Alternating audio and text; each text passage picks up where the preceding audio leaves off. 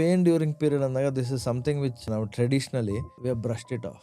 ಅಂದ್ರೆ a normal, ನಿನ್ normal ಅಂತ. ಪೇನ್ ಹಾಗೆ ಆಗತ್ತೆ ಹ್ಮ್. ನಿನ್ಗೆ ಹೊಸದ. If the girl child goes and tells her mother ನನಗೂ ಆಗಿತ್ತು ನೀನೇನು ನೀನ್ ತಡ್ಕೋ. ಅದೇನಾದ್ರು ನಿಮ್ಮ ಅಜ್ಜಿಗೆ ಹೇಳಿದ್ರೆ ಏ ಎಲ್ಲರಿಗೂ ಆಗತ್ತೆ ಇದೇ ನೀನ್ ದೊಡ್ಡದಾಗಿ ಮಾತಾಡ್ತಾ ಇರೋದು. That's not necessary that every pain is same are you have to tolerate pain.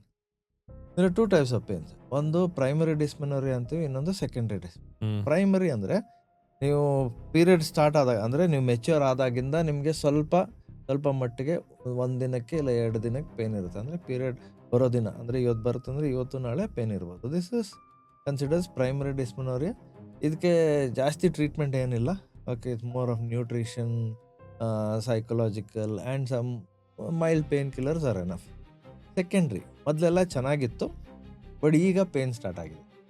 Usually ಈ ಥರ ಕಂಡೀಷನ್ ಅಂದರೆ ಸೆಕೆಂಡ್ರಿ ಡಿಸ್ಮೆನೋರಿಯಾಗೆ ಏನಾದರೂ ಒಂದು ಕಾರಣ ಇದ್ದೇ ಇರುತ್ತೆ. ಸಡನ್ನಾಗಿ ಅದೇನು ಪೇನ್ ಬರಲ್ಲ. ಸೊ ನಾವು ಕರೆಕ್ಟಾಗಿ ಸೂಕ್ಷ್ಮವಾಗಿ ಇದನ್ನು ಪರೀಕ್ಷೆ ಮಾಡಿದಾಗ there are few conditions which are associated.